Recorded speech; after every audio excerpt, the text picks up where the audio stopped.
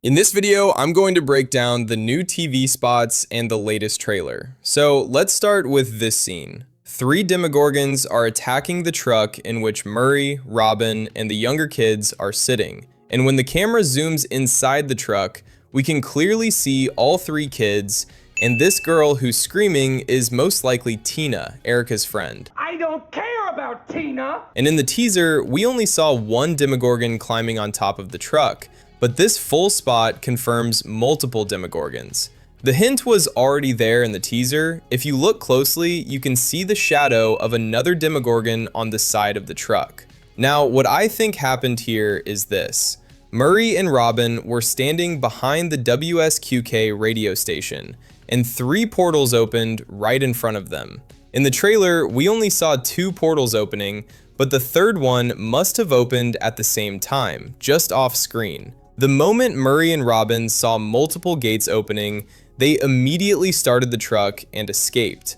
Because in the next shot, we clearly see the radio tower behind them, and the Demogorgons are coming out of the gates and most probably chasing their truck. But honestly, I have no idea how they are going to survive 3 Demogorgons. Even in the trailer, 2 Demogorgons were overpowering the entire military. And here, Murray and Robin have 3 of them right in front of them. At this point, only a miracle or pure plot armor can save them. Next, we see Steve, Jonathan, Nancy, and Dustin driving Steve's car straight into a massive Demogorgon portal that leads directly to the Upside Down. And the gate is closing extremely fast, but the car makes it through just in time. What's happening is, they need to get into the Upside Down, but they can't enter from the main gate inside the Hawkins library, because the military won't allow anyone inside. So the only option left is to use a Demogorgon gate.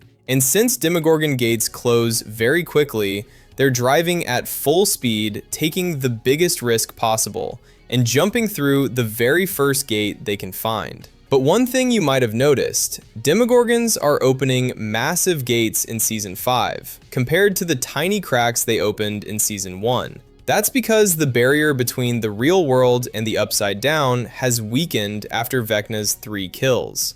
That's why the gates are larger and stronger now.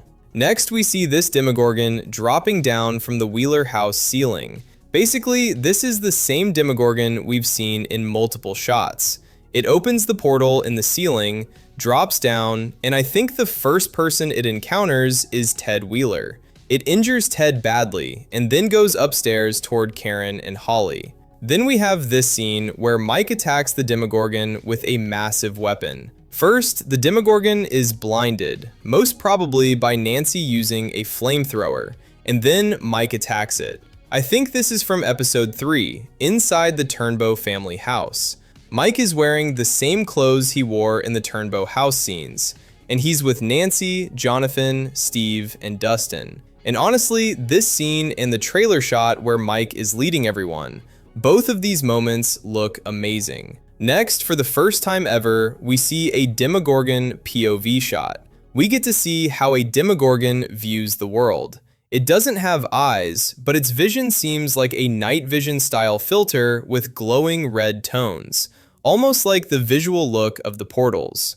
Also, when the Wheeler house attack happens, we'll see it from Will's perspective too, meaning Will senses the Demogorgon attacking the Wheeler house before it happens, and he immediately sends Eleven and Nancy there. I hope you understood that part. Next, we see Eleven and Hopper fighting the military inside the Upside Down, because Eleven went into the Upside Down chasing Holly and ended up getting stuck. Hopper hid inside a military truck and also entered the Upside Down, and eventually the two find each other.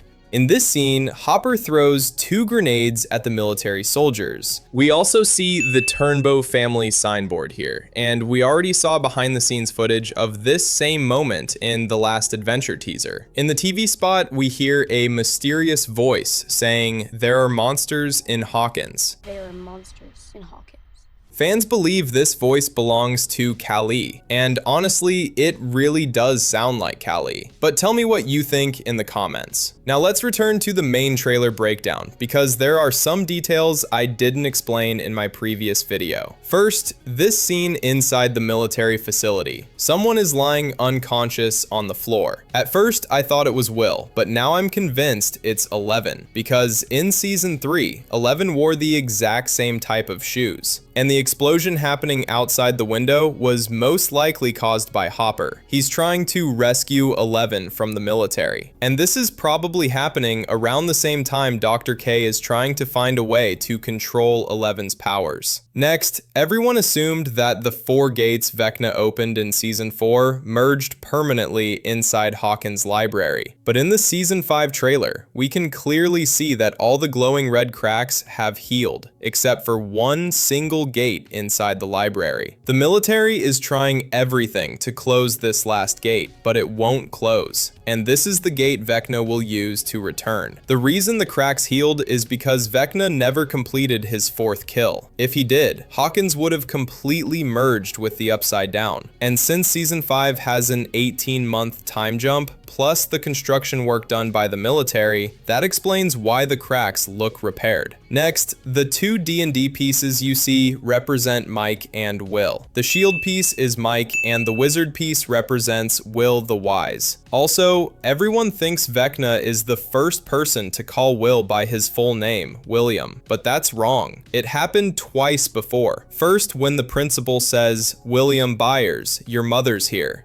William Byers, your mother's here. And second, when Dr. Owens asks Will his full name, and he replies, "William Byers." Your full name? William Byers. If you've seen my spoiler video, you already know that Will might gain the power to control the Upside Down. And guess what? The Brawl Stars game may have accidentally spoiled this already, because in the game, Will's character description literally says he can control the Upside Down, so maybe this was unintentional foreshadowing. Also, the Stranger Things Target ad accidentally revealed that Ted Wheeler will use a golf club against a Demogorgon, so it's now confirmed that all Stranger Things promotional ads hide some form of spoilers. Now, let me show you something crazy. Did the Duffers accidentally confirm that 11 will survive season 5? Because in one interview, when the interviewer asked the Duffers what the kids would be doing in 2025 after they've grown older, set in the 80s, so these kids right now are touching retirement. Have you thought about what their lives could look like right now?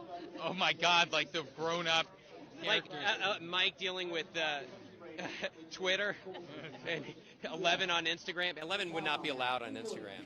I'm hoping that they're living, you know. Matt Duffer's face instantly shifted, almost like he spoiled something by mistake. He then quickly tried to cover it up, but the damage was already done. After watching this interview, I personally feel 11 will survive the final season. Although yes, you should never fully trust interviews. Celebrities are human too, and they sometimes slip up and reveal big hints. But after watching this, what do you think? Will 11 die in the finale, or will she survive?